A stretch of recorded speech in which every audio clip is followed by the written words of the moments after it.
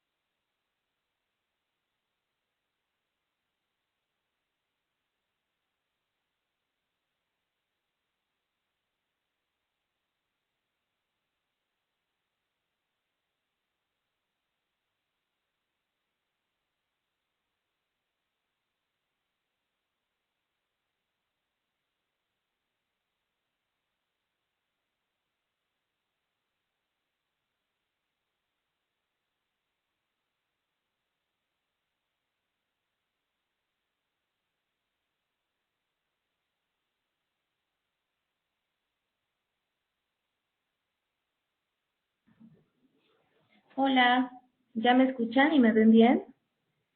¿Podrían confirmarme por aquí, por favor? Gracias, maravilloso.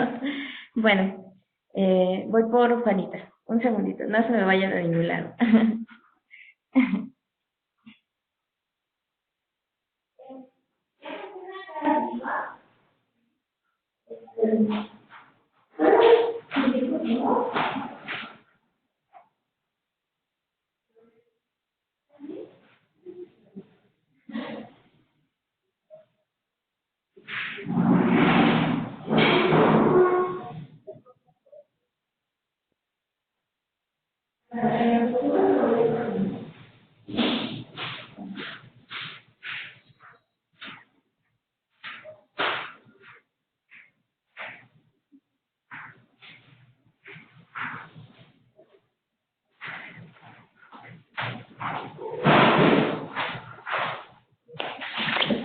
Bueno, en lo que viene con nosotros, Lupita, digo Juanita, que está cambiando, se está cambiando eh, de ubicación geográfica, estaba hablándole sobre la presentación de hoy. La presentación de hoy trata sobre herramientas de intervención psicosocial básica, herramientas alternativas de intervención psicosocial básica, y habla sobre mujeres y hombres víctimas de violencia. Esta sesión es parte del módulo 4 sobre herramientas de intervención psicosocial básica. Es una sesión nueva del diplomado, justo ante la demanda de ustedes de poder abrir otros temas, bueno, poder especializarnos en otros temas mucho más específicos. No solo hablar sobre herramientas de intervención psicosocial básica en general, sino poder focalizarla en en población muy específica. Es por eso que hemos tenido clases de niños, clases de niñez y adolescencia migrante no acompañada, y también, bueno, algunas clases pues en esta parte, mujeres y víctimas. Es por ello que pues abrimos esta sesión el día de hoy, en esta edición del diplomado. Muchísimas gracias por estar aquí con nosotros. Sabemos que es un día complicado, inicio de puente, eh, en fin, ¿no? Entonces, pues muchísimas gracias por estar aquí con nosotros. Voy a cerrar la cámara y solo se van a quedar con el audio aquí con Juanita. Entonces, cualquier cosa, yo voy a estar aquí monitoreando el,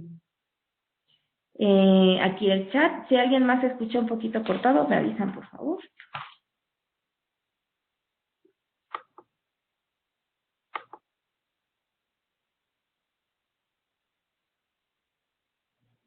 Listo.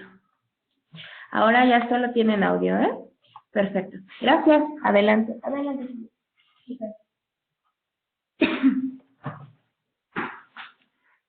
Buenas tardes a todos. Espero que me vayan indicando o a Yadet cuando no se escuche bien. Mi nombre es Juana María Guadalupe Mejía Hernández. Estoy con ustedes hoy para trabajar el asunto de las técnicas alternativas de intervención con mujeres y hombres víctimas de violencia. Me encanta este tema, pues lo he trabajado como terapeuta y como coordinadora de programas de prevención y atención desde 1994. Les van a enviar un documento que yo elaboré y aquí vamos a ir viendo la presentación de mi trabajo. Si podemos pasar la lámina. Bueno, quiero pedirles por favor que también hagan comentarios y nos hagan saber sus inquietudes durante el transcurso de este chat. Quiero partir de algunas consideraciones, es decir, una serie de elementos, de posturas, de ideas que yo quiero poner en la mesa para que sean como consideradas por ustedes, bajo la redundancia, para tomar una perspectiva, una postura respecto a lo que vamos a trabajar. Nuestra primera consideración es que les pedimos que actúen desde lo posible en cualquier institución, organización las actividades y las estrategias y las técnicas que se utilizan en la atención de migrantes de ambos sexos requieren tomar en consideración las condiciones locales, los alcances y limitaciones antes de realizar cualquier movimiento. No hagamos esfuerzos extraordinarios, apoyémonos en nuestros recursos. Seguramente habrá muchas cosas que no vemos y que debemos valorar. Antes de desarrollar nuestra intervención, es mejor que los integrantes de la organización o de la institución se aseguren de poder asumir y ejercer una comunicación adecuada con las personas migrantes de ambos sexos. ¿Por qué? Porque tendrán que ofrecerle una contención y sostén emocional y social.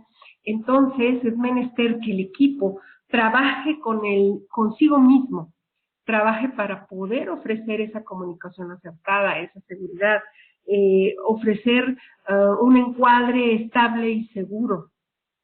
Y por último, antes de invitar a los migrantes a participar en una intervención psicosocial, se sugiere conocer una buena parte de su historia, verles como personas, no verles como víctimas. Cuando se atiende, en muchos casos me ha tocado ver que cuando se atiende a hombres y mujeres víctimas de la violencia, se les sigue viendo como víctimas, se les compadece, incluso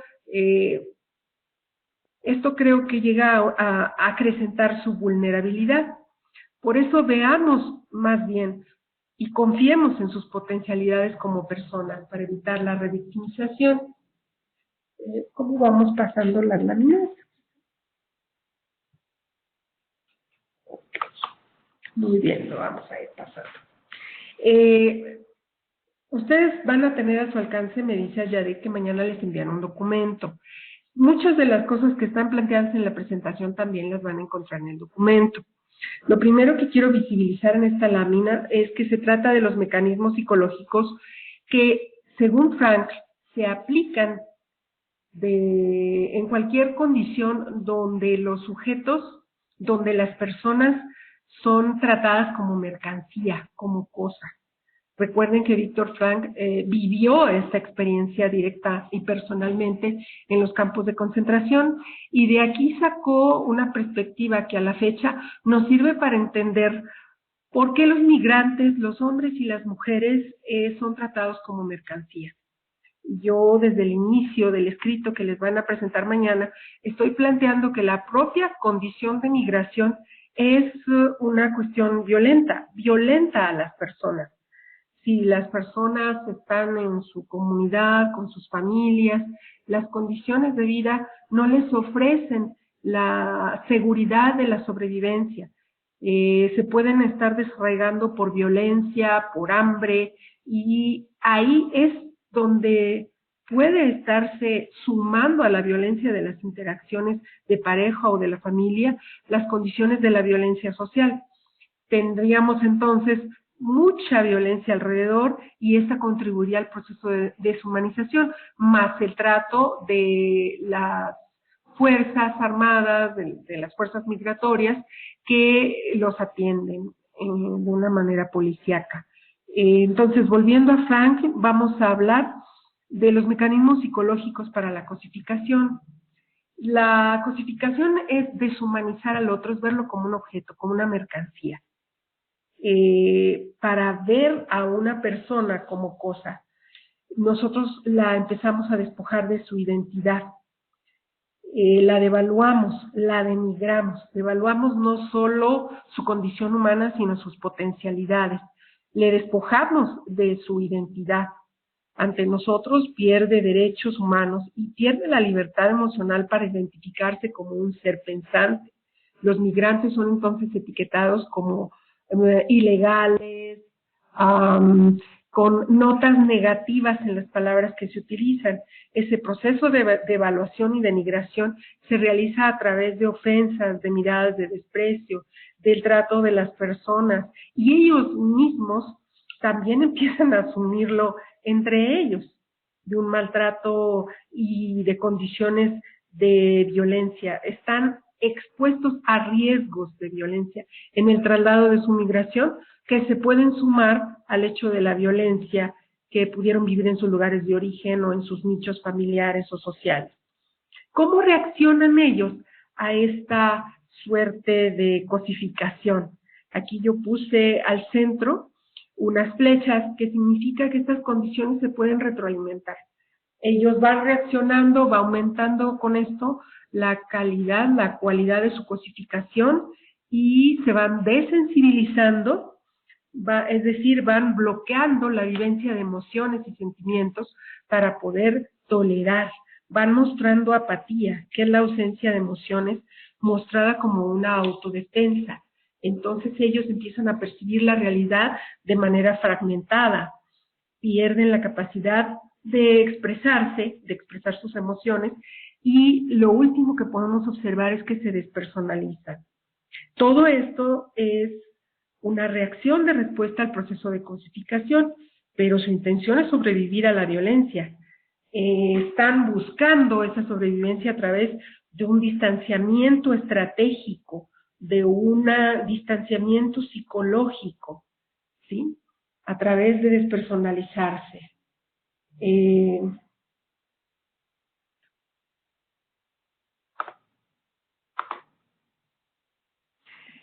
Estos mecanismos psicológicos para sobrevivir a la violencia y a la cosificación que vienen de los agresores tienen una respuesta en ellos. Afortunadamente, Víctor Frank, con su experiencia como psiquiatra, pudo identificar que había 3 mecanismos que podían ayudar a salir de este proceso de cosificación, aún en situaciones de estar en campamentos, aún en situaciones de marginación, aún en situaciones de la aglomeración que los migrantes viven mientras se trasladan o cuando están por ser deportados. El primero de estos mecanismos es el distanciamiento estratégico o psicológico, que es cuando tomamos distancia de una situación y del malestar percibido para observarla desde un enfoque general. No es lo mismo que la despersonalización. En este caso, estamos viéndola de manera global. En la despersonalización nos alienamos, la vivimos como algo ajeno a nosotros. Hay una escisión, aquí no. Aquí la observamos desde un enfoque general, nos sabemos inmersos en ella, en esta situación, pero podemos reflexionarla, mirarla. Se agrega a esto el mecanismo psicológico del sentido del humor y de la risa y una tendencia a adoptar un pensamiento divergente. Recordemos que el pensamiento divergente es aquel que busca distintas alternativas, distintas soluciones, que no solamente ve una sola opción para actuar, para moverse, para resolver problemas. El pensamiento divergente es entonces enriquecedor y nos abre perspectivas y posibilidades distintas. Por eso podemos pensar en alternativas. Estos 3 mecanismos psicológicos que sirven para responder a la cosificación que vivimos en las situaciones de migración o en cualquier otra situación de violencia, deben ser muy considerados a la hora de desarrollar las estrategias de intervención psicosocial y de elegir técnicas con las cuales nosotros vamos a construir nuestras intervenciones. Por eso lo quiero poner como una entrada. Otro aspecto que también quiero visibilizar para ustedes, y yo pensé que habrían tenido acceso al documento que escribí antes de esta sesión, y ahí van a encontrar esta información y otra nueva, así que pueden guardar la presentación si es posible y completar el desarrollo de esta sesión combinando las 2 fuentes de información. A mí me preocupa mucho que el inicio de cualquier intervención se haga de una manera espontánea, sin planificación, sin diseño. Y una de las fuentes fundamentales de ese diseño es el desarrollo, la capacitación del personal de base y los voluntarios que estén colaborando, para que ellos puedan enriquecerse a sí mismos y entre ellos, y luego sean una fuente de apoyo, de sostén a las personas que están atendiendo. Puedan desarrollar estas habilidades de comunicación en las relaciones con los migrantes y ayudar a que ellos los desarrollen en y entre sí. Estoy hablando de habilidades de comunicación que podemos clasificar o separar en habilidades de cercanía y habilidades de firmeza. Así como, imaginen, yo uso mucho la imagen de montar.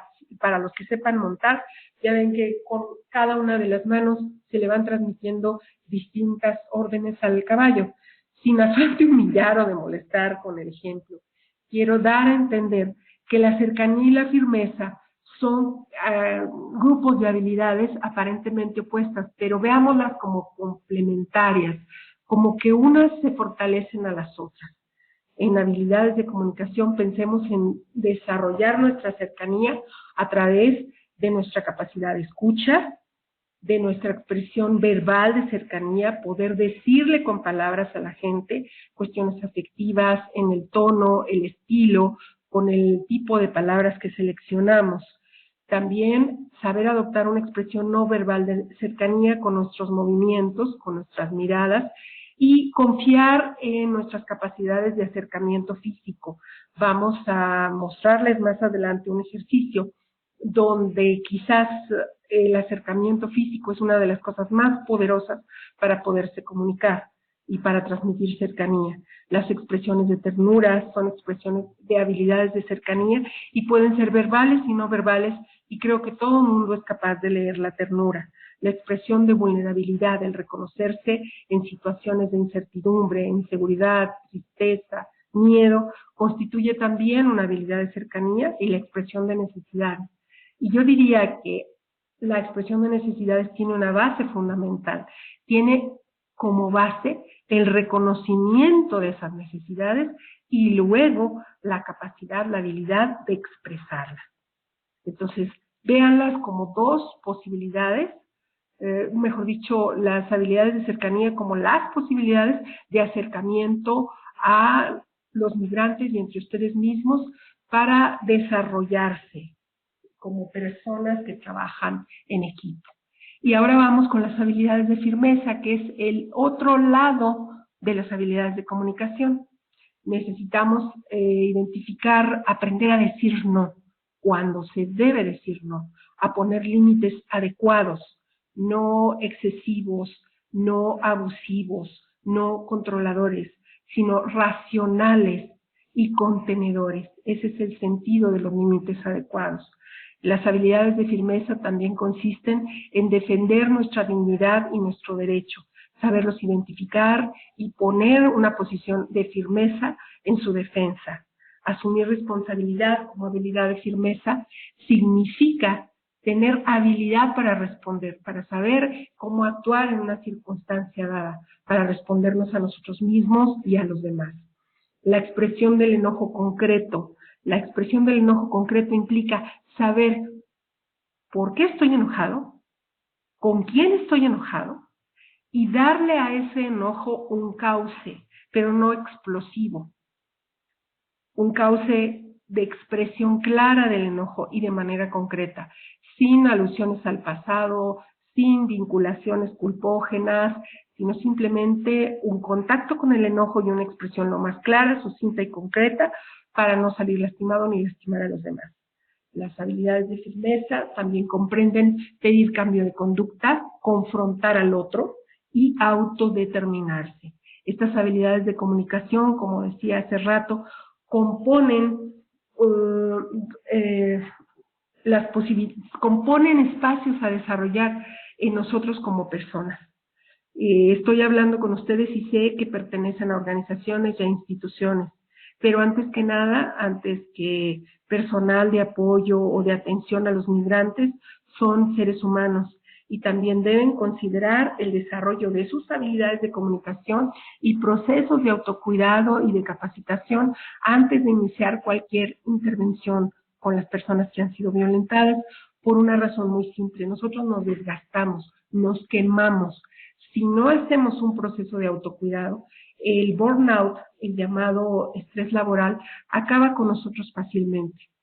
Nosotros podemos haber entrado en una intención de colaborar, apoyar a estas personas desde una postura de rescatador, y si siempre nos mantenemos en esa postura, sin tomar conciencia de nuestro lugar, del lugar de nuestras necesidades en la vida, podemos caer en situaciones de un burnout muy elevado. A veces es necesario tomar distancia, elaborar, reflexionar, poder ver las partes gozosas de la vida para poder sostener este tipo de trabajo. Así que yo quiero empezar comentándoles esto para que cuiden de sí mismos también antes de empezar a pensar en qué técnicas y estrategias desarrollarían en una intervención con migrantes violentados.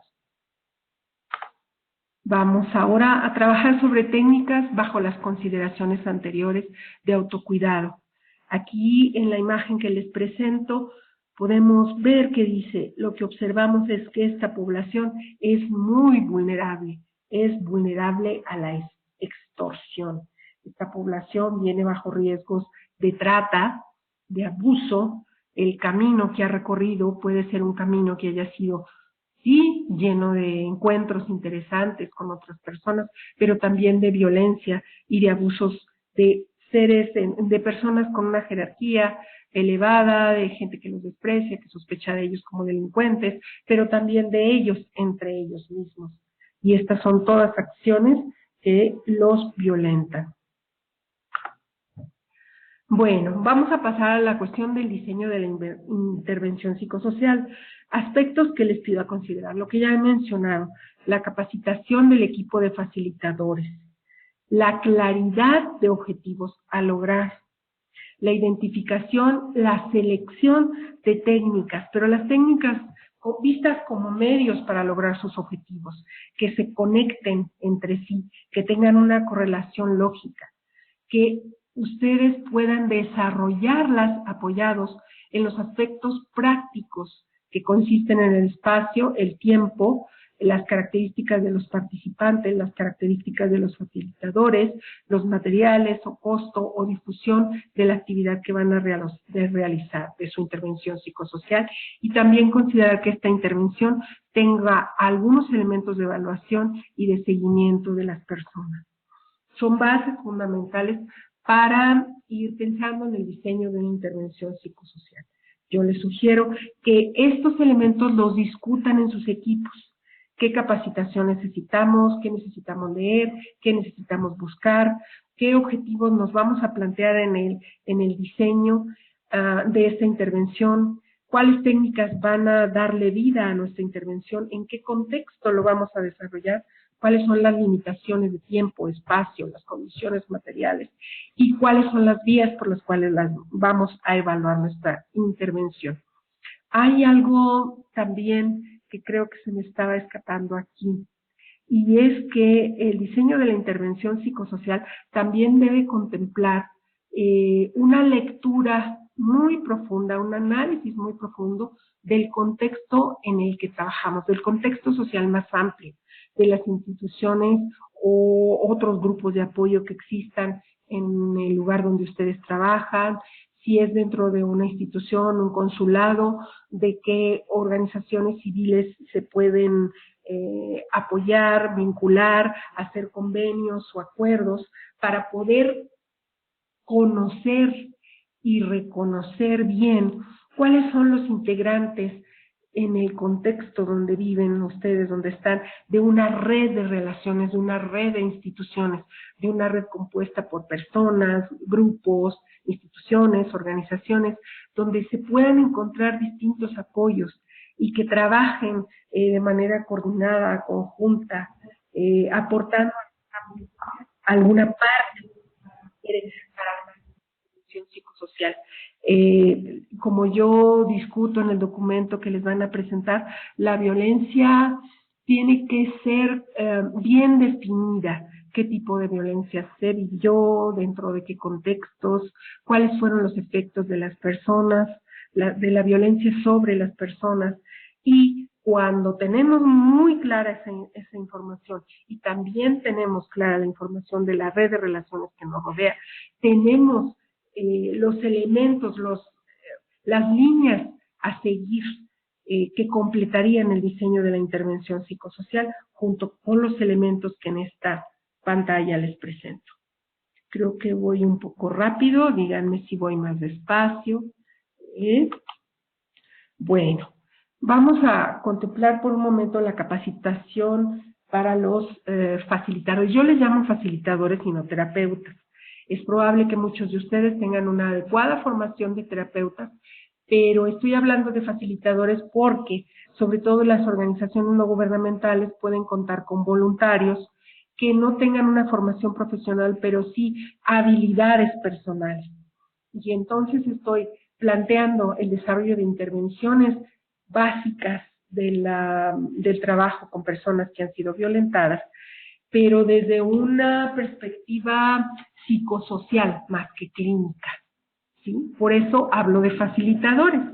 La capacitación para los facilitadores debe contemplar ejercitar sus facultades, las mismas habilidades de comunicación que habíamos esquematizado hace rato, se completan con otras mencionadas aquí, que son, ya son habilidades un poco más de avance técnico, trabajar con su empatía, saberle sugerir a las personas, no aconsejar, sino sugerir, plantear, reflejar, que es devolver el contenido del mensaje, cuidar de sí mismos, como decía hace rato, manejar la atención y evitar el burnout, conocer el propio proceso personal, saber cómo reaccionan ante la violencia, saber en qué medida han sido violentados.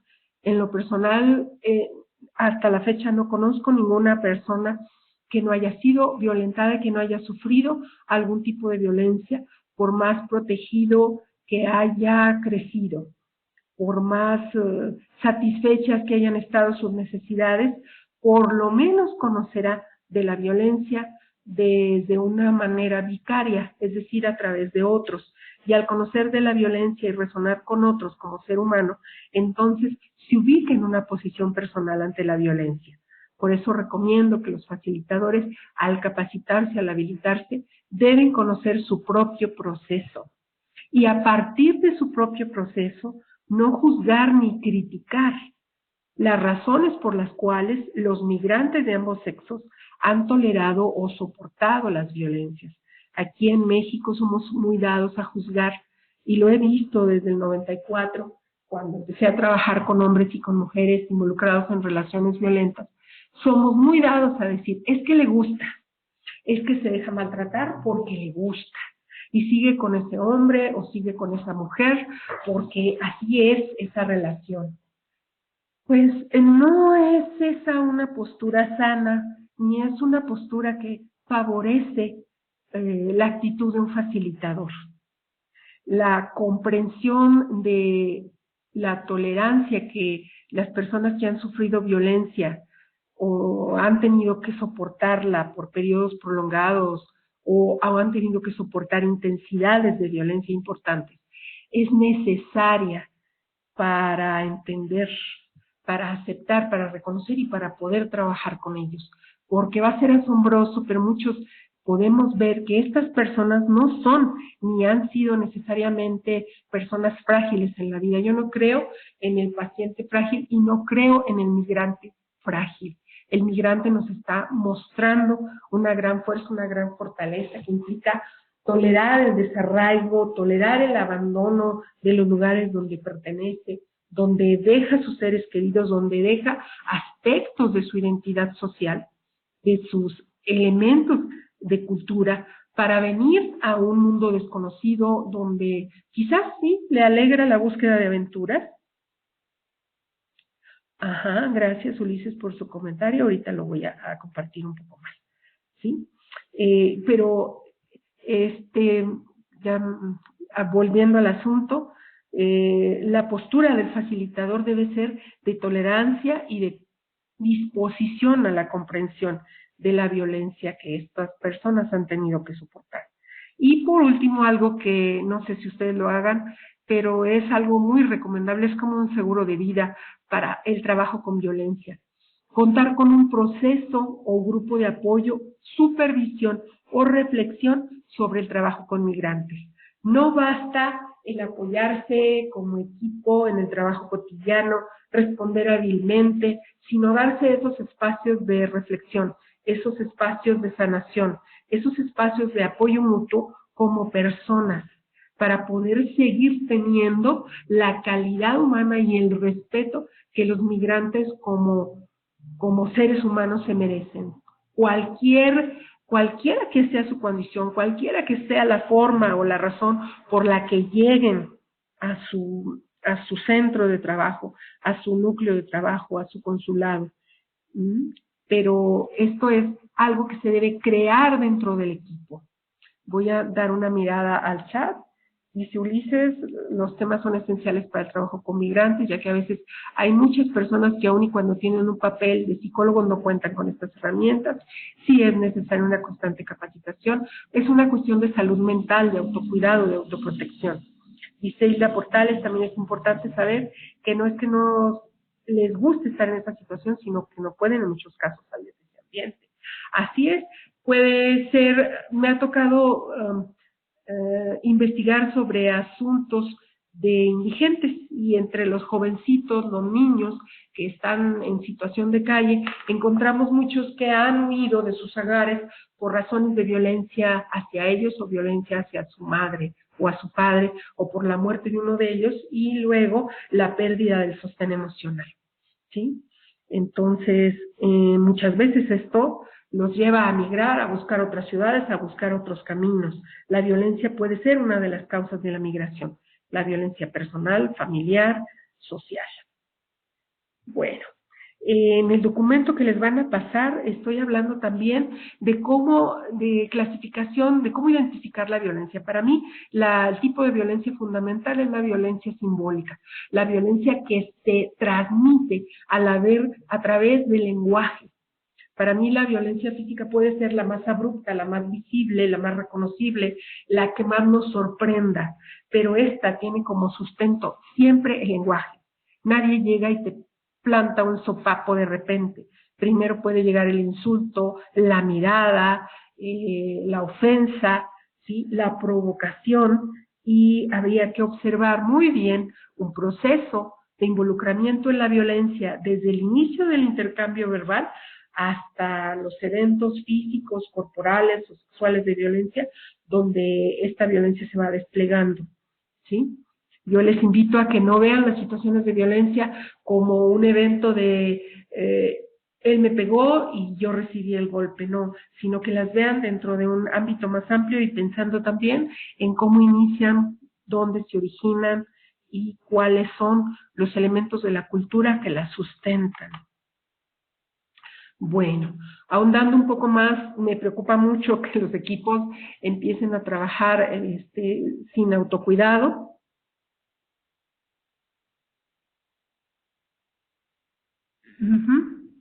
Noraima Chirino dice, el asunto también es que muchas de las organizaciones adoptan una postura de no ser paternalista.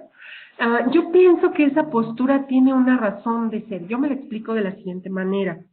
Como se tiende mucho a la victimización y a la revictimización, entonces quien no quiere caer en esas actitudes se endurece y dice, no vamos a ser paternalistas, no los vamos a andar protegiendo, no los vamos a andar cuidando. No, yo estoy hablando de una actitud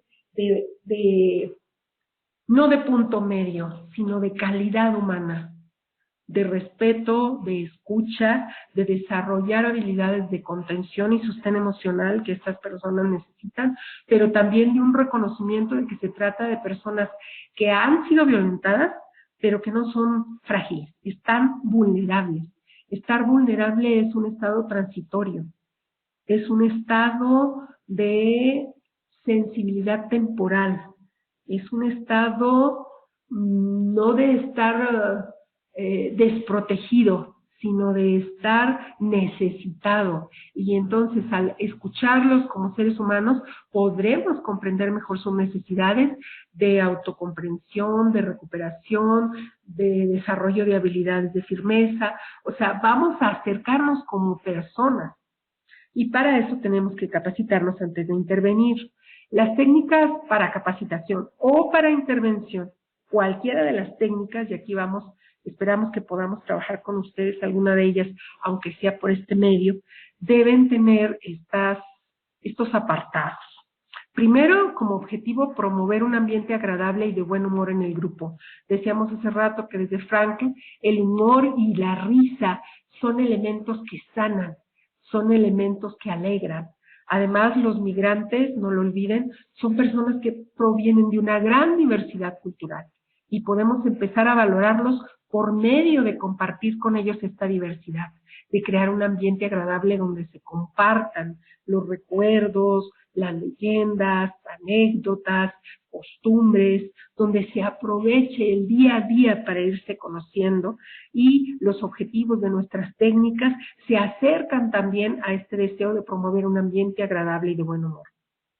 Las técnicas para capacitación e intervención también deben de tener considerando los procedimientos y, por último, el control y la calidad de las interacciones. En esta lámina estoy presentando una técnica de calentamiento. Ustedes ya la están leyendo, me supongo, y lo que quiero es que vayan imaginando, si es que no la pueden desarrollar ahorita ahí en su centro de trabajo, si no hay las suficientes personas, que la vayan desarrollando en su cabeza. Esta técnica de calentamiento puede servir para que ustedes se la apliquen y vean cómo serviría en un grupo, ¿sí? En esta técnica el grupo se acomoda o se sienta en 2 círculos concéntricos, es decir, uno dentro del otro y viéndose cara a cara. Las personas de una parte del círculo externo pueden ser llamadas los perros y las de adentro gatos.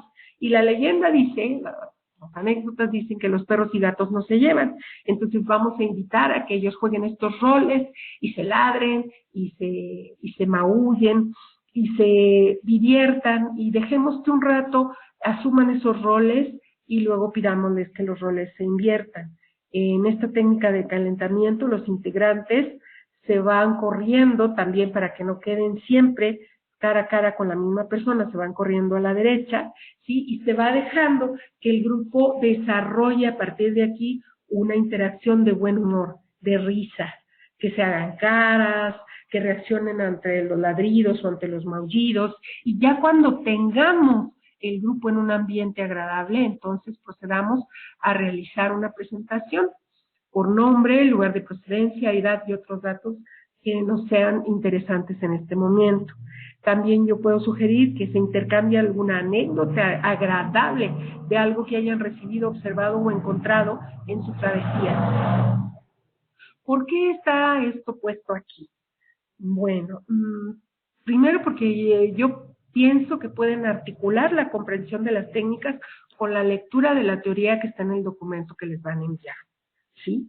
Este calentamiento lo seleccioné bajo la perspectiva de lo que recomienda Frankl, de ir generando ambientes de buen humor, de risa, de jocosidad, de gozo, de disfrute de la vida. Por más violenta que haya sido el evento de la migración, el traslado, o la violencia que vivieron en sus lugares de origen, en pareja, en familia, es necesario que las personas se den cuenta que aún pueden reír, que no todo es dolor, y que también han tenido en su vida momentos agradables. Presentarse desde este lugar, empezar a convivir desde este lugar, encontrarse con otros desde este lugar, es ir rompiendo con estos procesos de despersonalización, de desensibilización, y para que podamos ir volviendo a valorar, retomando un poco el pasado en una actitud de buen humor. Bueno, esta otra técnica para capacitación o intervención se llama 10 razones. Al final de la presentación van a ver la bibliografía de la cual tomé los ejemplos de técnicas que estoy ahorita mostrándoles. En esta el objetivo es entender las razones que llevan a una persona a soportar el abuso y las violencias. Se usan materiales simples. Yo les recomiendo...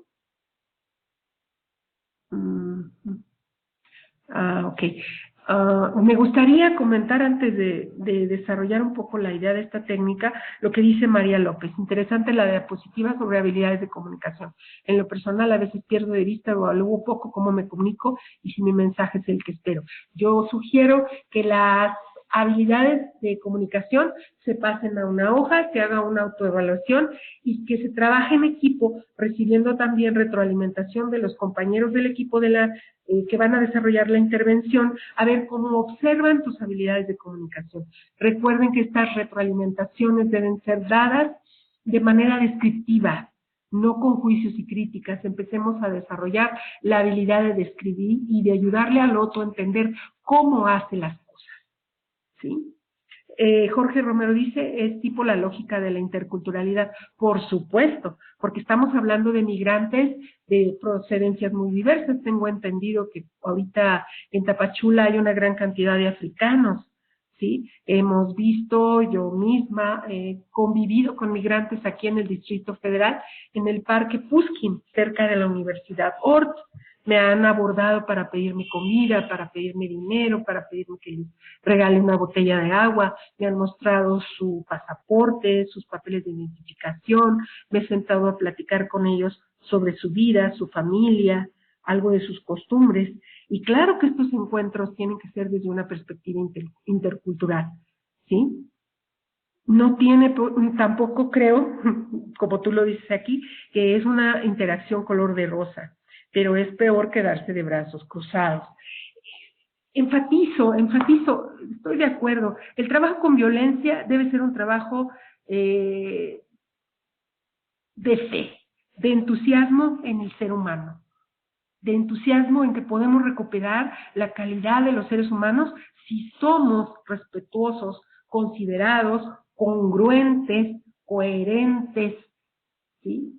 Y también si mostramos habilidades de relación más asertivas, más sanas, estilos de afrontamiento que nos permitan mostrarles cómo resolver problemas. No podemos, yo soy de las que creen que no podemos enseñar a ser resilientes. Sí podemos acompañar a las personas para que ellos encuentren su fortaleza interior. Y a través de las técnicas grupales, de técnicas alternativas que podemos adaptar de muchos manuales, vamos a ir encontrando esta visión, este sentido que queremos que recuperen y que nosotros no debemos perder. Me vuelvo ahora a la técnica de las 10 razones. Su objetivo es entender las razones que llevan a una persona a soportar el abuso y las violencias. Por aquello que decíamos, a veces juzgamos, ay, mira, nunca lo dejó hasta que terminó matándola y golpeándola. Ay, mira, es que le gusta. Ahora, esta técnica nos permitirá buscar en un proceso empático la comprensión de las razones por las cuales las personas soportan el abuso y las violencias. Iba a decir hace rato también que sugiero que los materiales que se utilicen sean lo más sencillo posible. No solo por cuestiones económicas, siempre nos vamos a quejar de que no hay suficiente dinero para hacer lo que quisiéramos, ¿sí? Pero sin embargo tenemos que actuar y tenemos que buscar los medios que nos den disfrute, que nos den seguridad y sobre todo que nos den resultados.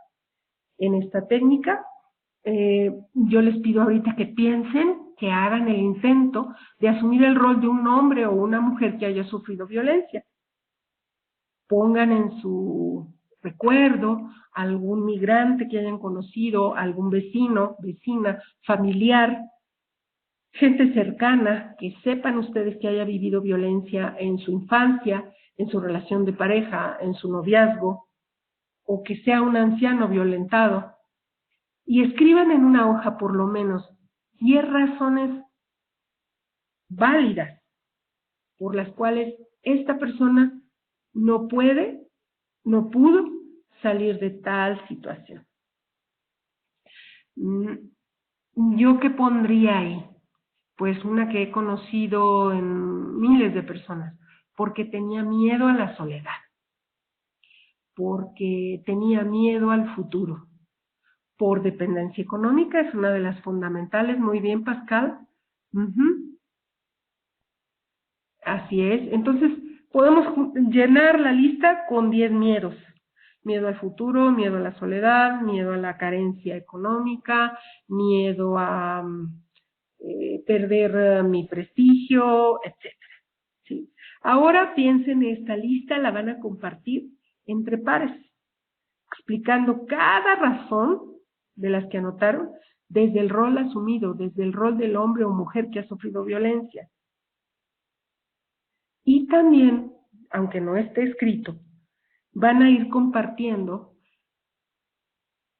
cómo salieron de la situación o de la relación violenta.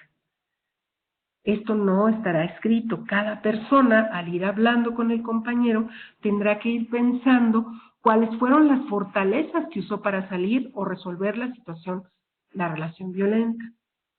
El siguiente paso del ejercicio es dibujar imágenes de esas fortalezas y luego se colocan los dibujos en el centro del grupo para comentar diferencias o similitudes. Así es, aquí me están aportando más razones.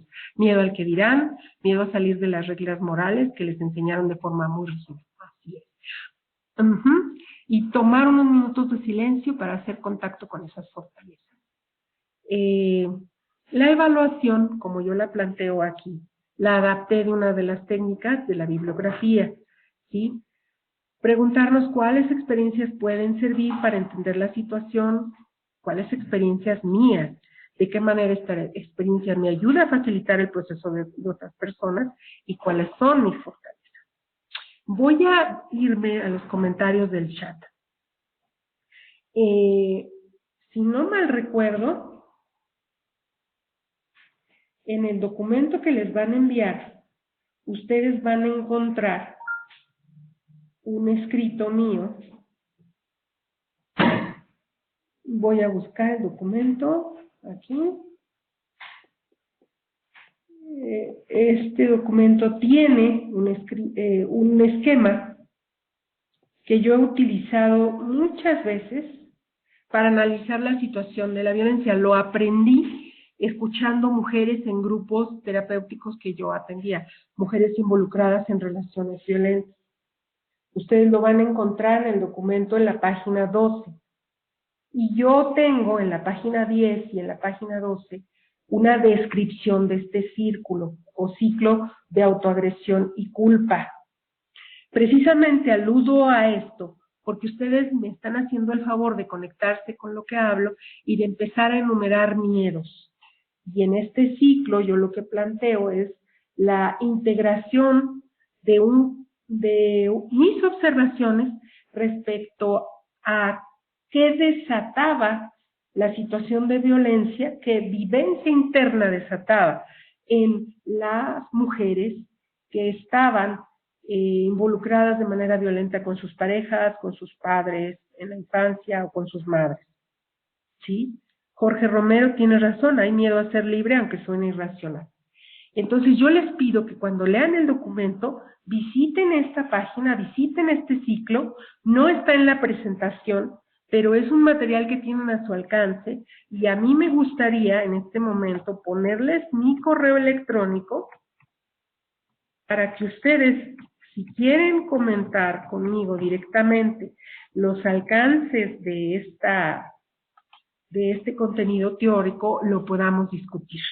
Ahí lo tienen a la vista, es juanismh@gmail.com, donde con mucho gusto, si ustedes identifican y me dicen, estoy en el diplomado de primeros auxilios, yo podré dialogar con ustedes al respecto del contenido del ciclo que está en la página 10 del documento que les vamos a enviar. Lamentablemente yo no sabía que lo iban a leer después. El ciclo de autoagresión y culpa, les voy a leer un poquito, describe el proceso interno que la persona sigue hasta llegar a la confusión de identidad, considerada como coadyuvante en la posición de sometimiento en una relación o evento violento.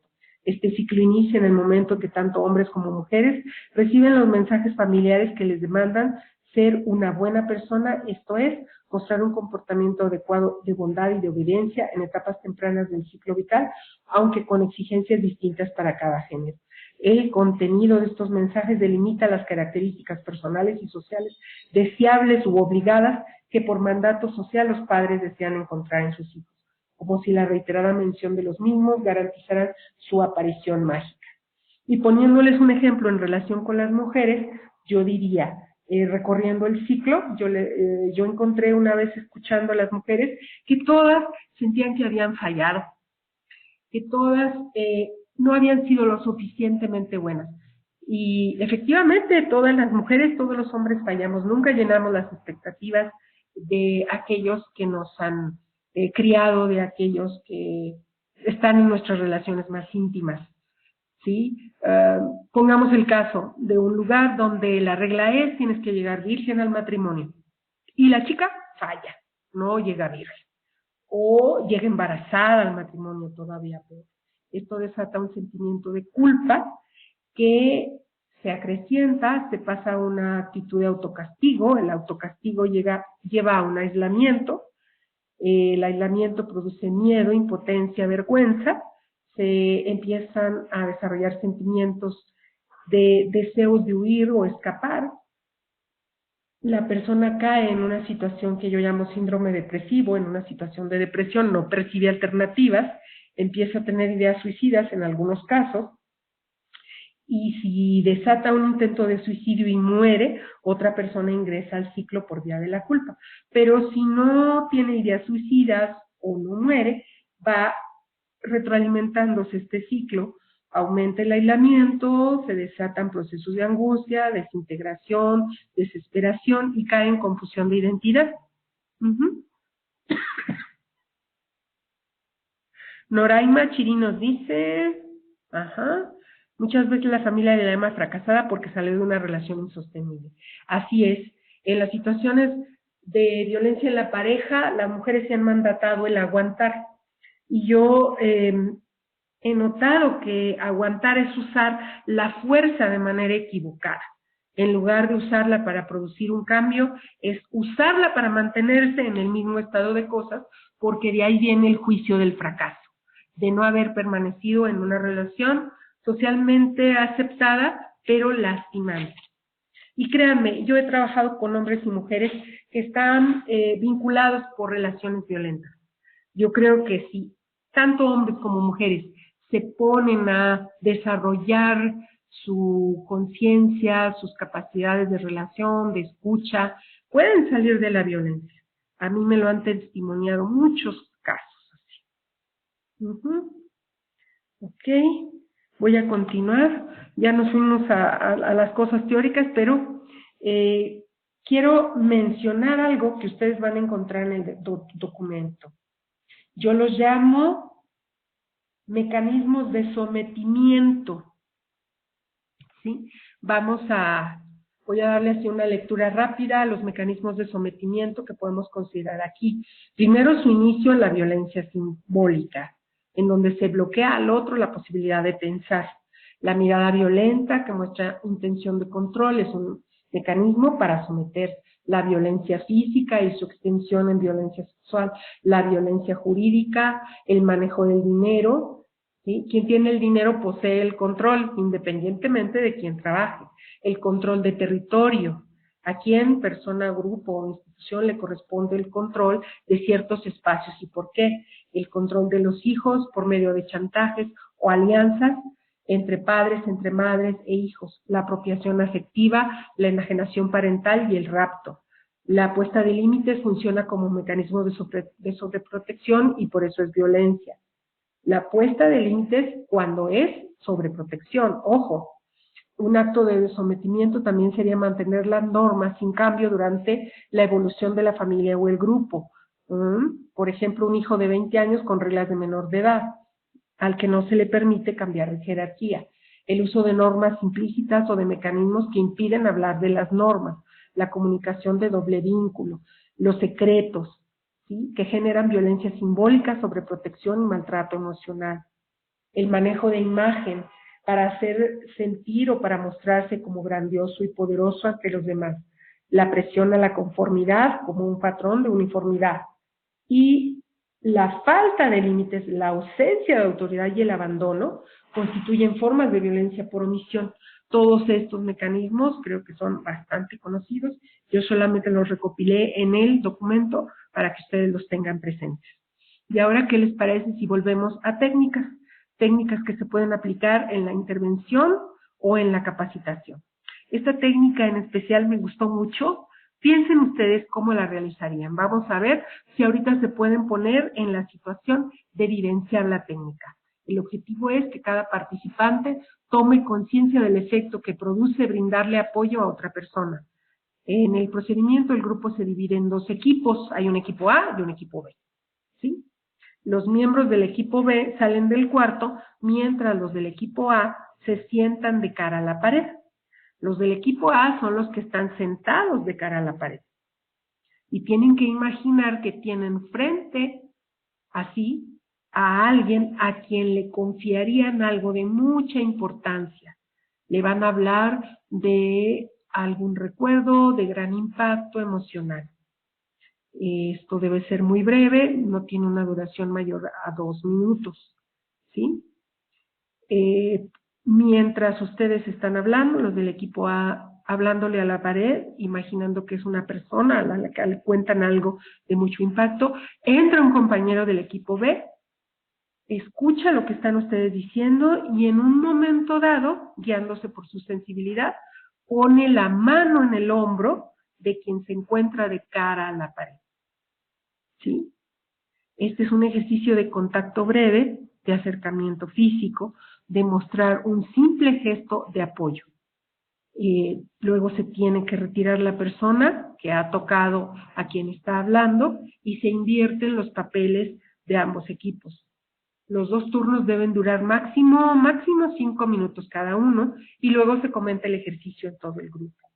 Es sugerente, es muy importante que haya un espacio para la reflexión y la evaluación, sobre todo si la técnica se aplicó para capacitación. La evaluación consistiría en preguntarnos qué diferencia hay entre hablar cuando no hay alguien y cuando tenemos una persona parada detrás. ¿Qué sentí cuando tuve esa mano en el hombro? ¿Hay algo más que hubiera querido decirle a esa persona con quien creía estar hablando? Y cualquier otra pregunta que a ustedes se les ocurra. Recuerden, todas las técnicas alternativas que se pueden usar en dinámicas grupales, en grupos de ayuda mutua, en grupos de escucha, pueden ser adaptadas. La razón de esa adaptación es buscar que se correspondan con el objetivo de lo que queremos lograr. Bueno, esos fueron ejemplos de técnicas. Las técnicas se pueden agrupar para diseñar intervenciones psicosociales en base a talleres o a grupos de autoayuda o de apoyo, ¿sí? La diferencia básica entre un taller y un grupo radica en el propósito de cada uno, en su profundidad, en su duración y del compromiso entre participantes. ¿Por qué puse esto? Porque cuando yo estaba preparando esta sesión me puse a pensar, ellos deben tratar con gente que a lo mejor no permanece mucho tiempo en los lugares donde ellos pueden atendernos, relacionarse con ellos, escuchar sus historias de vida. Entonces, habrá que pensar si en su organización o en su institución tienen el ámbito espacio-temporal para generar espacios grupales más permanentes o espacios breves. Una sesión de 4 horas, cuando reúnen cierta cantidad de personas que han identificado que vienen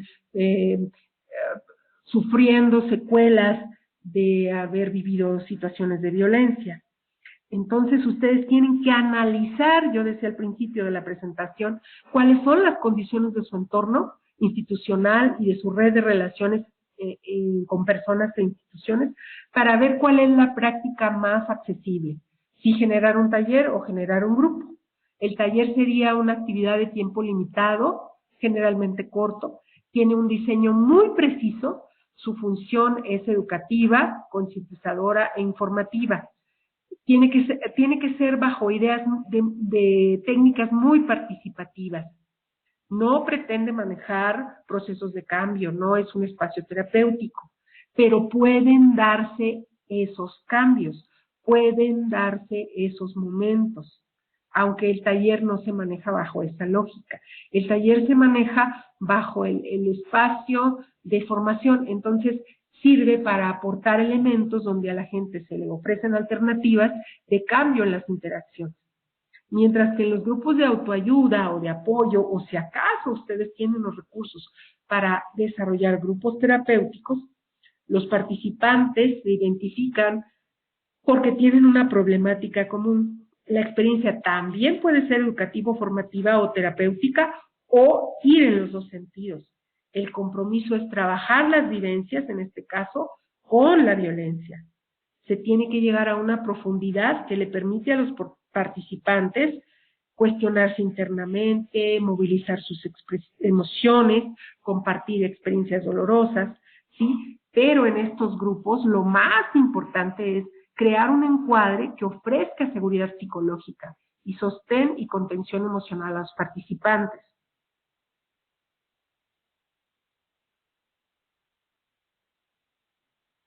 Ok. Bueno, me voy a detener un momento de las láminas. Evelinda Ramírez pregunta, ¿qué pasa con las personas que son violentadas en prisión? que tienen que permanecer en ese círculo de violencia porque no tienen otra alternativa más que soportar actos de violencia en manos de personas criminales o grupos vándalos dentro de prisión. Muchas de las personas que están en prisión son migrantes acosados injustamente.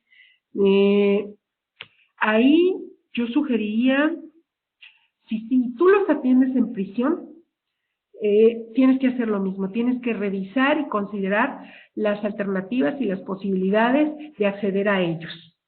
No habría nada peor que ofrecerles una intervención de un tipo o de una forma que luego no la puedas llegar a realizar. Yo pienso que las personas que están en prisión, si las condiciones te lo permiten, son más asequibles a la atención de manera individual, ¿sí? Ya que ahí se encuentran muy solas, protegiéndose de la convivencia agresiva, del maltrato cotidiano y continuo que sufren, necesitan un interlocutor con quien profundizar, con quien sentirse mirados, con quien recuperar esa vivencia de ser pensante, los recuerdos, la identidad, todo lo que puedan evocar a través de la comunicación, de la interacción contigo, creo que serían muy valiosos. Yo te recomiendo, Evelinda, que en el documento que les va a enviar y en esta misma presentación vuelvas a los puntos del proceso o mecanismos psicológicos para la cosificación, cuyo resultado es el despojo de la identidad personal. Entonces, viendo a las personas que están en prisión como sujetos que sufren este despojo, que han sido víctimas de violencia, pero además están encerrados, ¿sí? Sin posibilidad de escapar, tendrías que ayudarles a encontrarse a sí mismos contigo y en tu mirada como personas de nueva cuenta. Yo te pido que revises eso y te mando mi correo de nueva cuenta para ti y para el grupo, por si hay algo en lo que yo les pueda aportar en relación con esto. ¿Sí? Vamos a tener en cuenta en la planeación de talleres los objetivos, las técnicas, los aspectos prácticos y la evaluación y seguimiento, que son, de nada, Evelinda, que son los apartados que todo diseño debe llevar.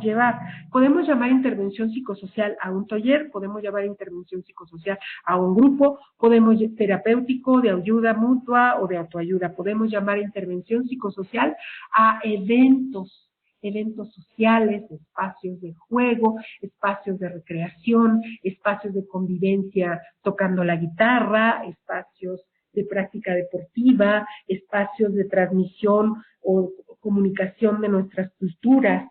Yo les sugiero, cuando hagan la lectura del documento, que revisen mis propuestas hasta de desarrollar talleres de costura, talleres de cocina, buscar alternativas donde las personas recuperen la dignidad, recreando sus habilidades, recordando lo que hacían, viendo todas sus posibilidades. En este mundo no existe nadie que sea absolutamente inútil. Estoy viendo en el trabajo cotidiano ejemplos de niños con síndrome de Down que ahora son docentes. Hay una chica docente de preescolar en Argentina, hay una diseñadora de modas con síndrome de Down en Guatemala, y díganme si a ellos no se les ha considerado como sujetos inútiles, ¿sí? O incapaces, dado su condición, su síndrome, y no lo son. Todo ser humano poniéndole la adecuada atención, dándole respeto, consideración, manteniendo los límites, la claridad del proceso de relación, puede reencontrarse como ser pensante en nuestra mirada. Y no creo estar siendo poeta, ni estar hablando de ilusiones, puesto que he enfrentado este trabajo muchos años. Entonces, en la planeación de los talleres, sean lo más sistemático posible, establezcan con sus objetivos con sencillez, con claridad. Piensen si el nivel al que quieren llegar es sensibilizar, o concientizar, o educar, o informar. Hay una discusión que no está puesta aquí, pero la quiero plantear porque la acabo de ver como importante. Hablando de prevención, se nos ha enseñado miles de veces que hay prevención primaria, prevención secundaria y prevención terciaria.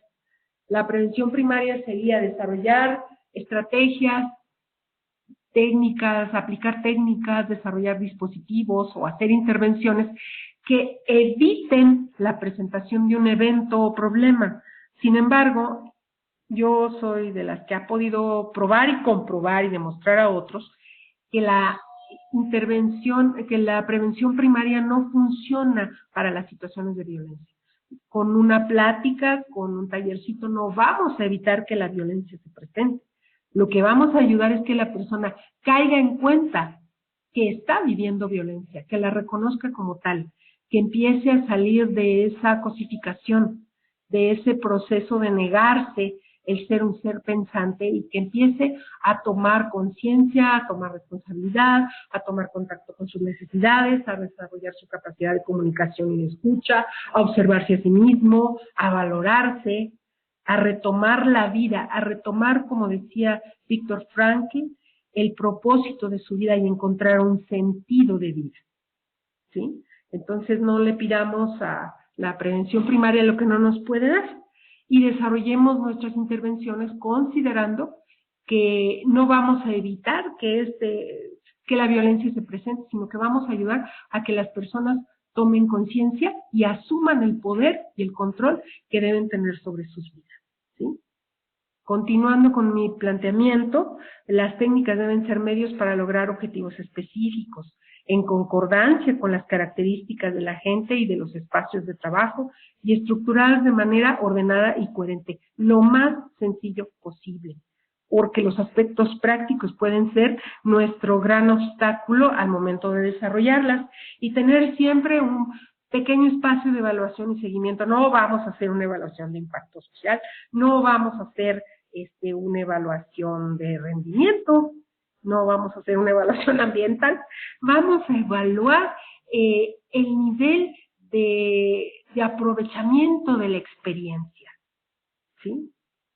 Y autoevaluarnos también si es que somos facilitadores que estamos en proceso de capacitación. Los grupos, ya lo dije hace rato, son de apoyo y de autoayuda.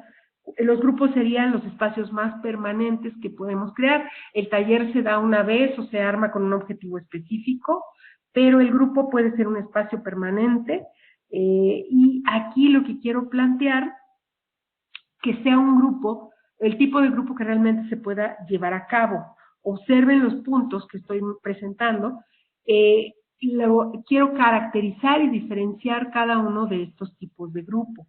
El grupo de apoyo, la coordinación queda a cargo de una persona que no necesariamente ha vivido situación de violencia, un especialista o un profesional. La capacidad de empatía es lo que le ayuda a acercarse a los participantes en el grupo, y el facilitador puede compartir con el grupo la experiencia con la violencia o su interés por trabajar con quienes la han sufrido. En el grupo de autoayuda o de ayuda mutua se establece que todos han vivido situaciones o relaciones violentas. Se puede rotar o compartir la coordinación y el grupo es responsable de su funcionamiento y no requiere un especialista, pero establecer el tipo de grupo debe ser muy medido, muy bien ubicado, cuáles son las verdaderas posibilidades o condiciones que ustedes pueden abordar, con las que se pueden comprometer y mantenerlo como espacio abierto, continuo o cerrado.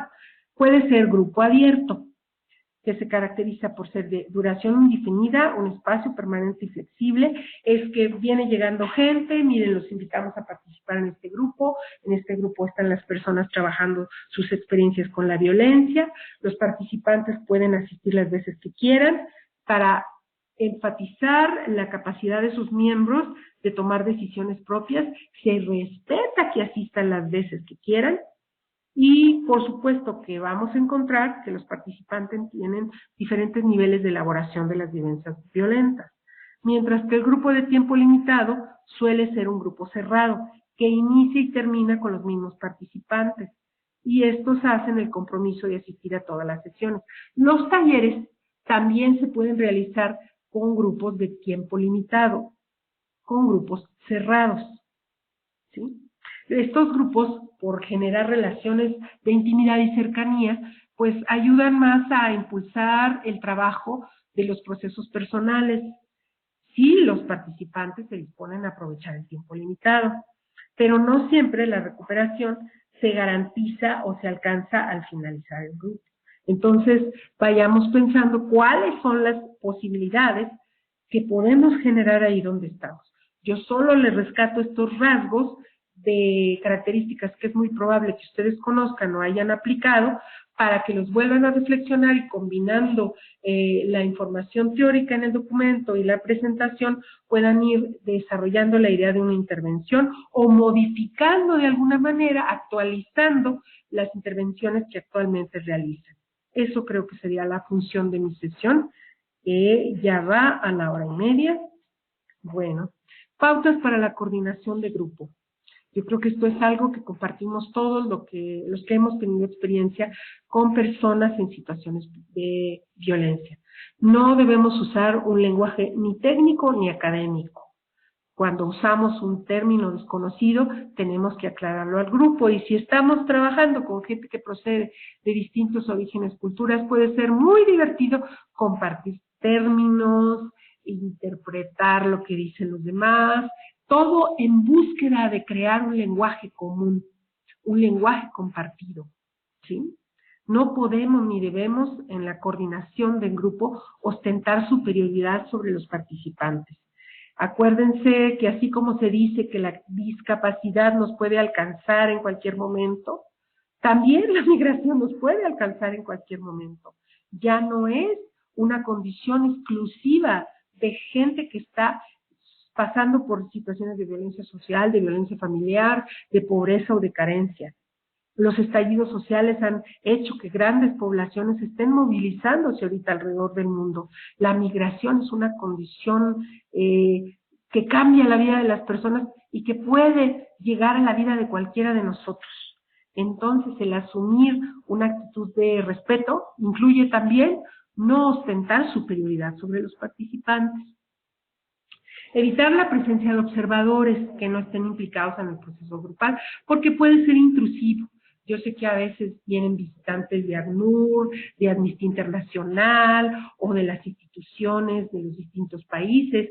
Si es inevitable, entonces pedirle al grupo, a las personas, avisarles que va a venir una persona a verlos y que también pueden dialogar con esa persona.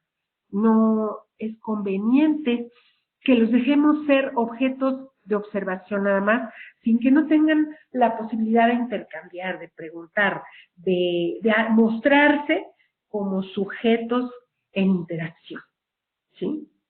En los grupos también debemos establecer un contrato grupal, es decir, bases o reglas de interacción, las que también en otra perspectiva las llamamos encuadre.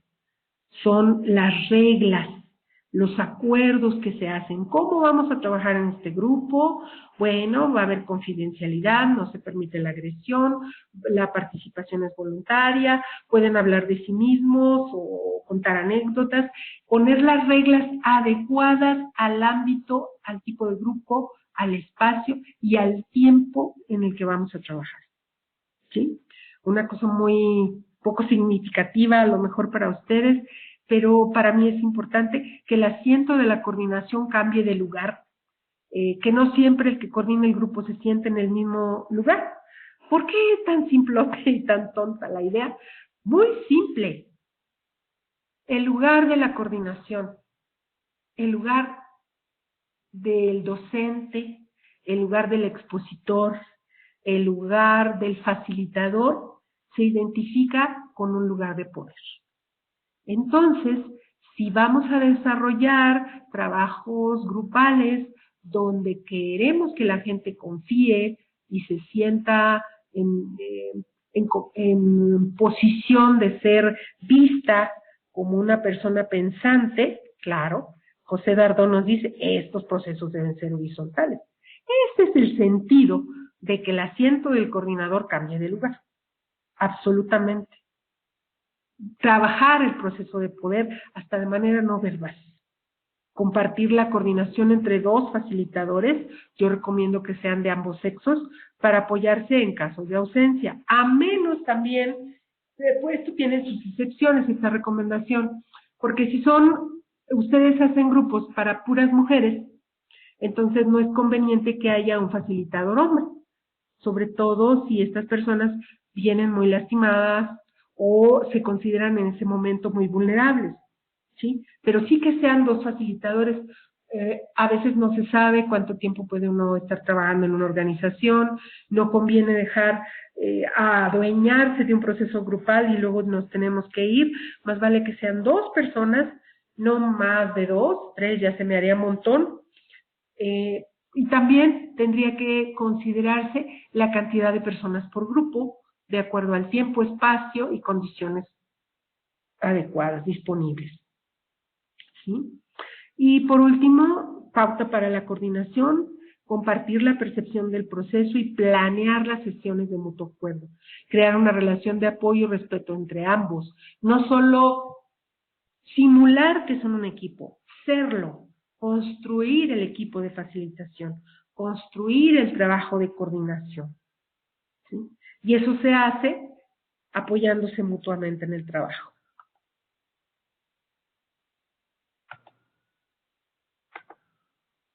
Bueno, en la última lámina lo que tengo aquí es la bibliografía. El documento Aportes para la integración de una intervención psicosocial se les va a ser enviado, y yo también tomé las técnicas que les presenté de técnicas de apoyo para el trabajo con mujeres maltratadas. Me quiero regresar, ahí está, a la primera lámina, y nos queda una media hora o un poco más para seguir dialogando. Quiero compartirles, ¿sí? Hace rato les hablé del documento donde viene el asunto del ciclo de autoagresión y violencia, ¿sí? Ya hemos hablado de ver a las personas, de considerar que vienen siendo cosificadas, que el proceso de la migración y de pasar por situaciones de violencia las cosifica, las despoja de su identidad, ¿sí? Y inicialmente este módulo, quiero aclarar, era solo para mujeres víctimas de violencia, pero yo propuse que también se incluyera a los hombres como víctimas de violencia.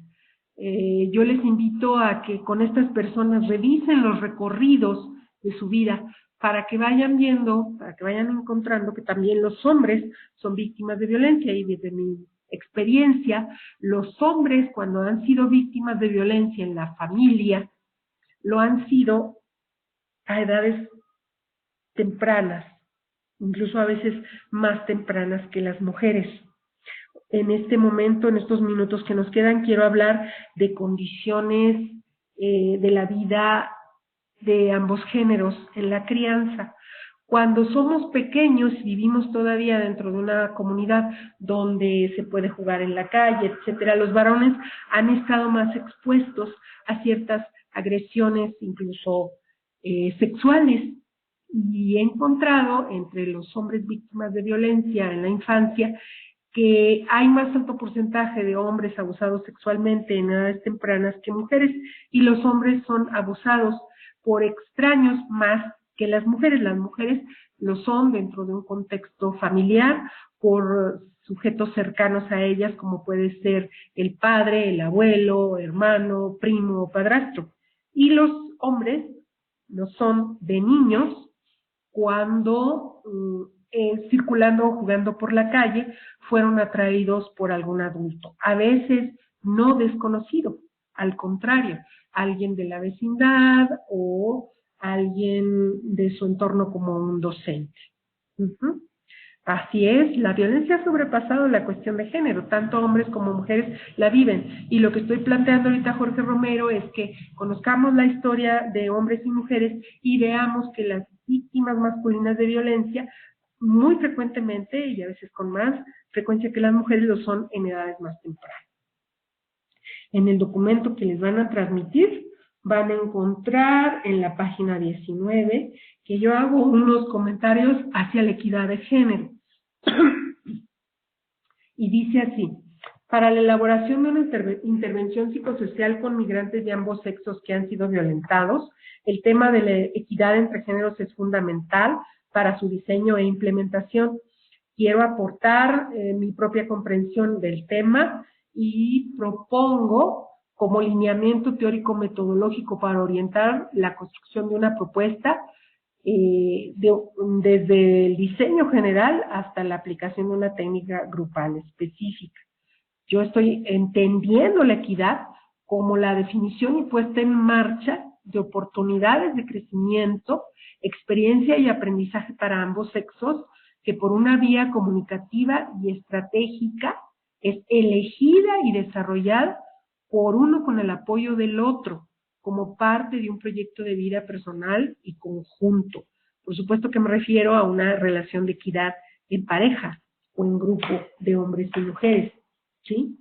Desde esta perspectiva de equidad entre género, yo les pido o les propongo que desarrollen intervenciones en las que la mujer y el hombre sean apoyados para rescatar sus habilidades de comunicación, en lo que respecta al reconocimiento, expresión y manejo de sus emociones, sentimientos, actitudes, satisfacción de necesidades, metas y proyectos de vida. Que ustedes en sus intervenciones contemplen ofrecer a ambos géneros, ya sea en espacios compartidos o por separado, que ofrezcan discusiones grupales para desarticular los estereotipos y juicios de valor socialmente aceptados y atribuidos a cada uno de ellos, que han enajenado la revisión y la reflexión de las propias experiencias.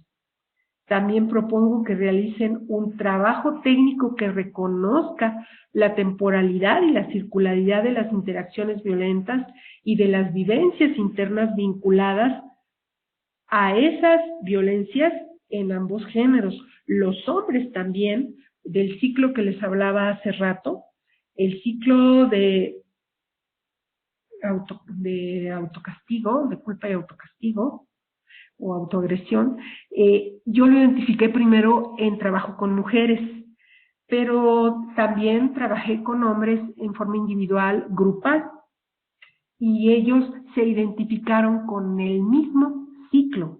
Entonces, aunque yo lo presenté en una lámina que estaba haciendo referencia a las mujeres, yo les planteo que lo revisen en relación con las víctimas masculinas de violencia.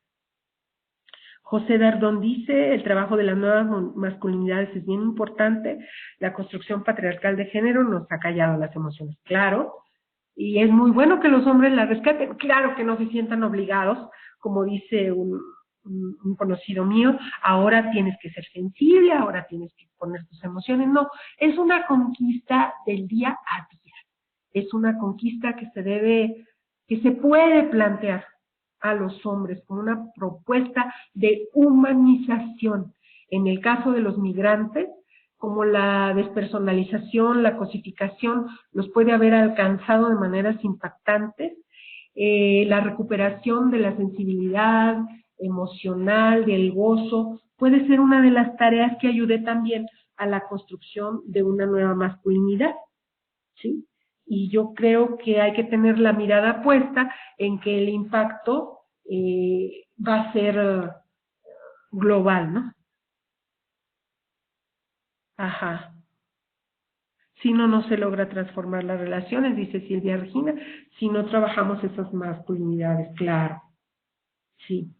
Bueno, siguiendo con lo que tengo aquí escrito, que no está a la vista de ustedes, yo les planteo que en sus intervenciones rescaten a los actores de la interacción violenta de su aislamiento y culpabilización al facilitar grupalmente el intercambio entre personas que comparten vivencias semejantes. Pero mucho cuidado cuando en este compartir de la vivencia semejante, el grupo o los sujetos se jalen a resguardarse en los estereotipos. Mucho cuidado cuando se estén jalando y estén jalando al grupo a la victimización, cuando se estén jalando al juego de manipulación o de aquí me refugio para no cambiar o para no tomar conciencia o para no caer en cuenta o para no asumir responsabilidades. Mucho cuidado en ese sentido. El trabajo de intercambiar vivencias debe ser debe ser apoyado, pero con una visión analítica, reflexiva, de ir tomando conciencia y contacto, calibrando las emociones de las personas que ellos nos están exponiendo, que ellos nos están compartiendo, pero evitando que las utilicen para entrar en colusiones y juegos de manipulación donde pretendan justificar esa esa posición que han asumido, porque esto se vuelve contagioso en los grupos, lamentablemente, ¿sí? El juego de la victimización está en la cultura. Yo digo que a veces es como el cemento que pega los ladrillos de la pared, el cemento que une a la gente. Una vinculación en las interacciones basada en la victimización no nos aporta ninguna ventaja y si la permitimos en nuestras intervenciones psicosociales van a terminar por hacerlas fracasar. No apuntaría, no resultaría al logro de nuestros objetivos, ¿sí? Bueno, y también, y creo que esto es posible, ajá, así es, WR México, el arte es un aliado en este trabajo.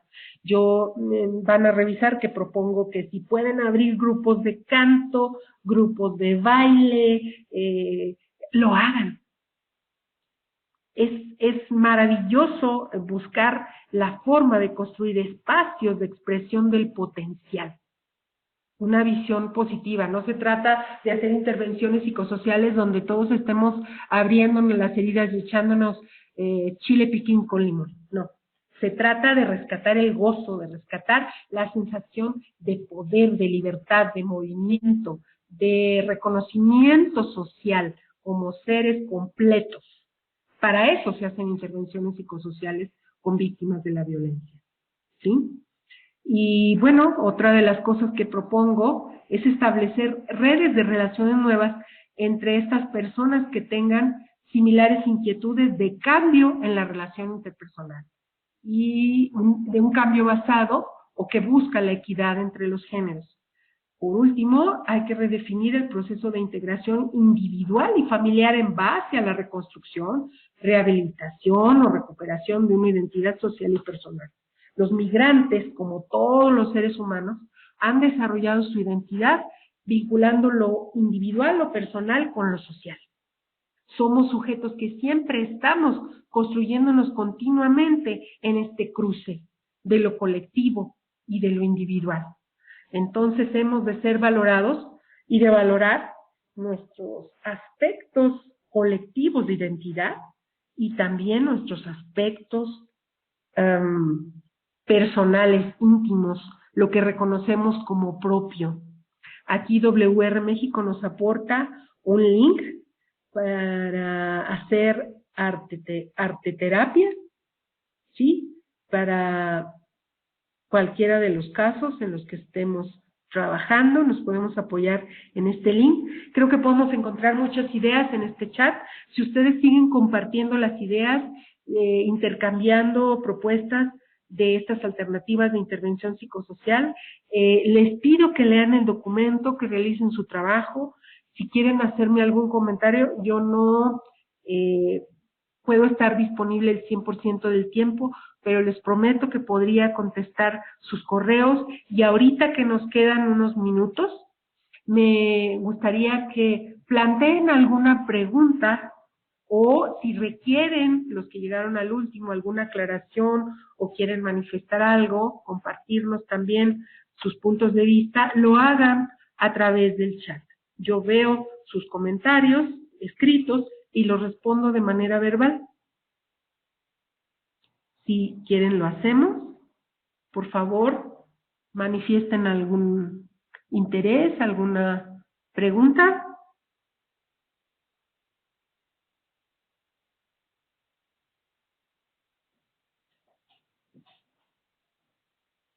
O yo voy buscando ¿Qué otro tema me falta comentar?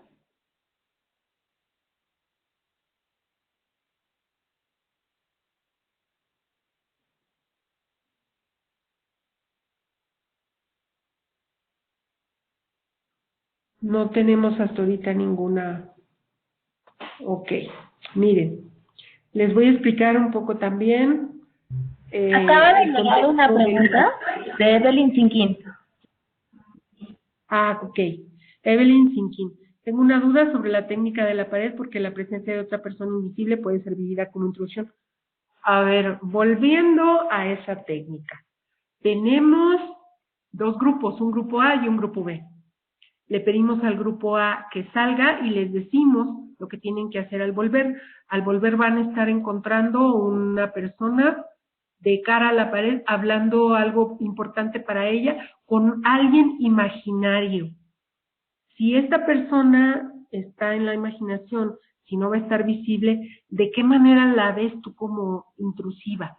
Yo creo que ahí depende de que no sea intrusiva, de la sensibilidad de aquel que va a entrar a escuchar a su compañero y que mira con su sabiduría interior, si le podemos llamar así, si es adecuado o no ponerle el hombro a la otra, al ponerle la mano en el hombro, perdón, a la otra persona. Las dinámicas tienen que tener un diseño y ser lo más claras y sencillas posible, pero sí sucede que las personas no siguen las instrucciones porque ellas van calibrando, van revisando hasta dónde llegan sus posibilidades, ¿sí? Ok, a ver. Me gustaría, déjenme checar las preguntas porque ya están apareciendo, pero se me están pasando a mí. Evelyn, quisiera que entiendas eso. Si nosotros damos la instrucción, si es el momento adecuado para la aplicación de esta técnica, si nuestro diseño fue bien pensado, no tiene por qué haber una vivencia de intrusión. Y confiemos en que las personas escuchen su sabiduría interior para saber si es conveniente o no tocar al otro en ese momento, ¿sí? Que ambas partes, los equipos A y los equipos B, sepan lo que puede suceder. Es necesario decirle al equipo A y al equipo B que cuando entre el otro compañero va a tratar de expresarle su solidaridad o su cercanía, es muy conveniente en la consigna. Acostumbrémonos a modificar las consignas de acuerdo a los rasgos que estamos observando en el grupo, porque observar el proceso grupal y los cambios individuales es fundamental para el desarrollo de la facilitación o de la coordinación de un grupo. Chávez Love Group, ¿qué es lo que recomiendas para una joven que fue violentada con arma de fuego y no ha llorado o expresado más? Primero, observarla. Observar si está conteniendo, si se está despersonalizando, si se está bloqueando, dónde está la persona. O sea, por el hecho de que fue violentada con arma de fuego y no ha llorado, se pueden suponer muchísimas cosas. Y un supuesto que puede estar equivocado es que llorando se va a recuperar. No necesariamente. Entonces, hay técnicas de acompañamiento o de observación de los sujetos que no necesariamente llevan a la catarsis. Es probable que ahorita ella se sienta más segura cerrándose y rigidizándose. Todo esto debe ser entendido como una conducta que ella está estableciendo para protegerse. Entonces, si gustas luego comunicarte conmigo para que dialoguemos sobre formas de acompañamiento y de observación, ¿sí? Porque no podemos hacer una intervención si no observamos el manejo que está realizando la persona. Recuerden que siempre cualquier cosa que haga una persona después de un impacto emocional, ¿sí? O una persona que esté en un proceso de despersonalización, ha sido la actitud que tome usada como forma de autoprotección, de autodefensa. Incluso la respuesta de apatía, de mostrar insensibilidad, de mostrar ausencia de emoción, es una autodefensa. Entonces, si esa persona se está protegiendo de esa manera, va a requerir un tipo específico de acompañamiento.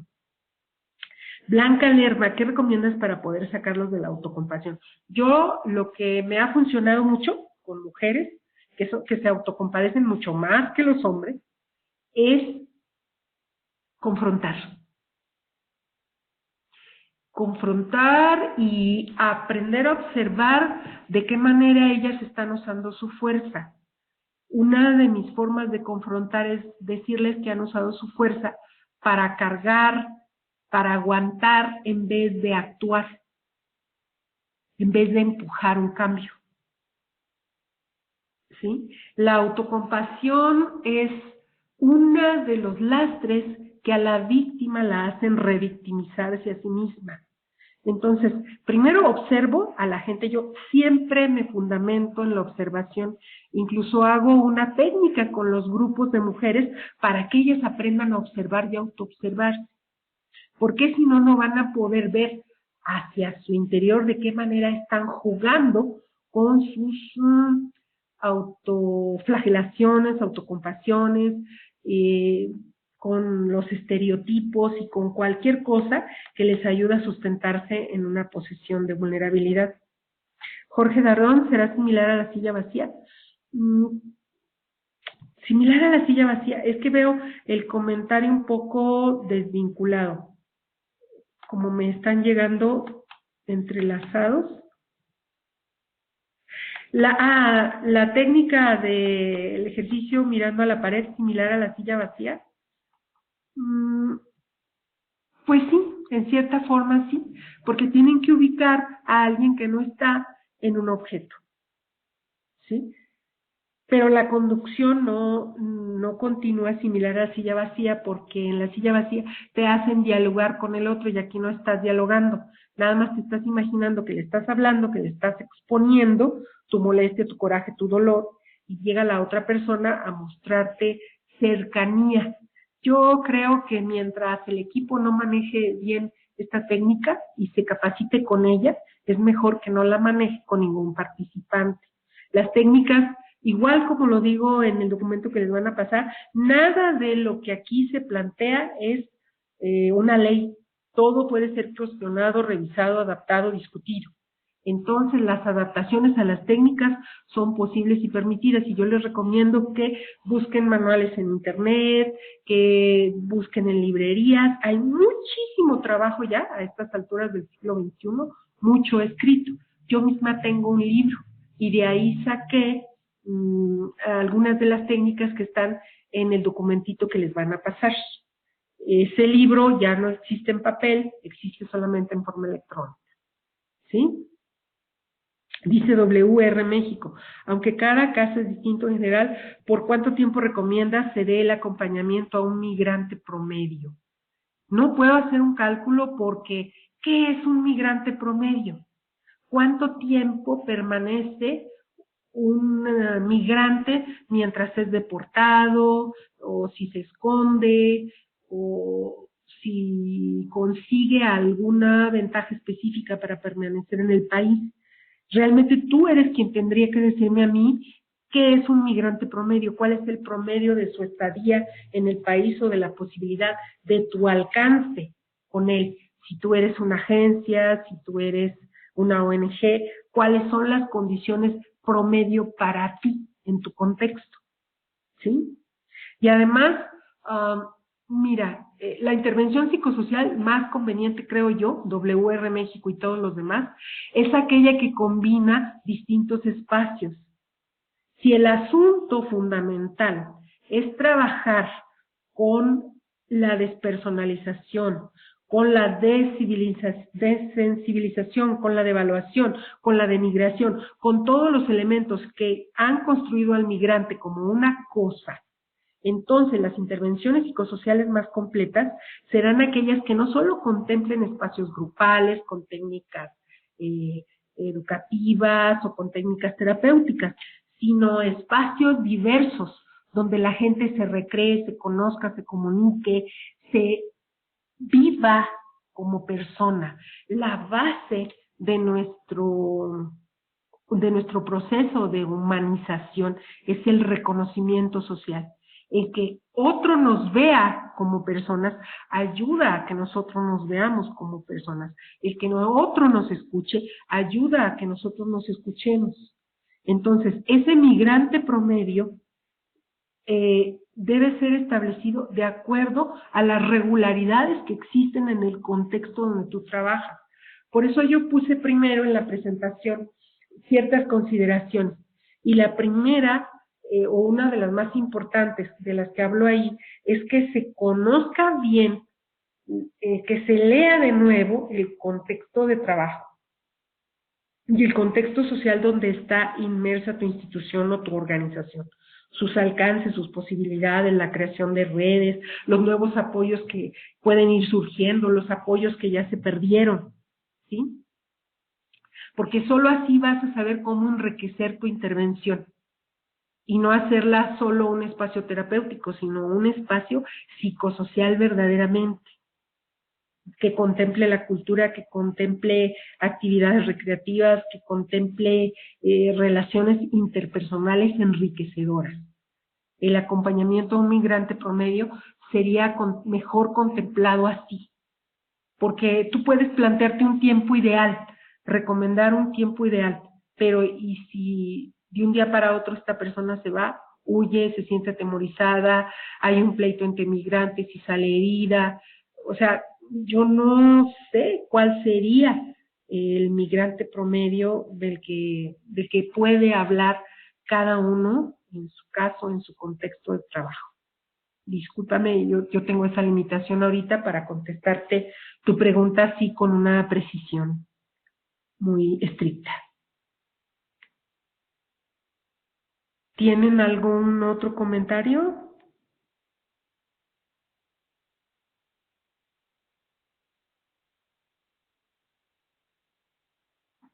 Parece ser que ya no hay más comentarios. Ah, muy bien. Yadet nos dice que ya no tienen comentarios. Bueno, no sé si es bueno o es malo, pero les agradezco su atención. A lo mejor los aburrí. Revisen la presentación, revisen el documento que les va a ser enviado. Yo estoy en total disposición de seguir discutiendo, comentando, reflexionando, si hay algo que no haya sido suficientemente claro.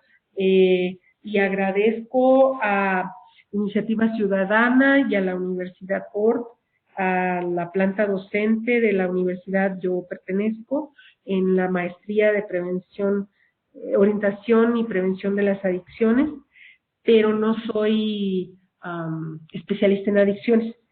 Yo soy encargada de unas materias que más bien trabajan la perspectiva de la orientación educativa para la prevención. ¿Sí?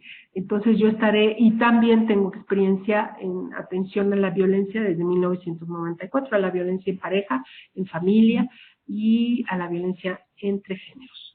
Entonces les agradezco el haber participado en esta sesión, espero que les haya sido de utilidad. Yo sentí que planteé a lo mejor los elementos de una manera desligada, pero van a encontrar en los dos materiales el complemento que les permita darle sentido, y agradezco su atención en esta sesión.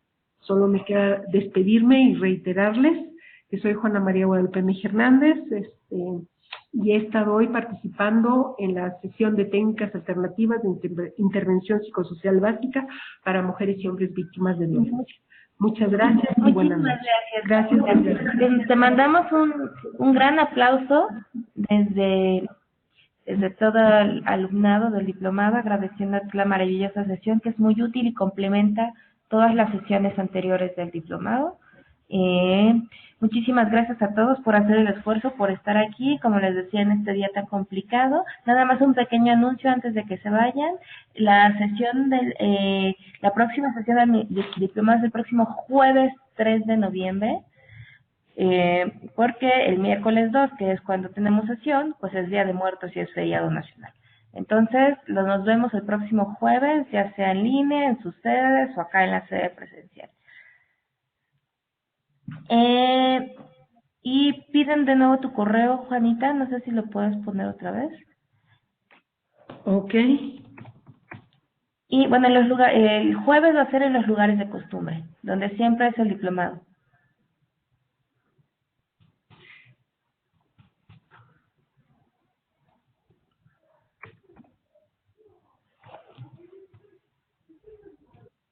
Aquí tienen 2 correos. Son 2 correos en los cuales yo puedo atender.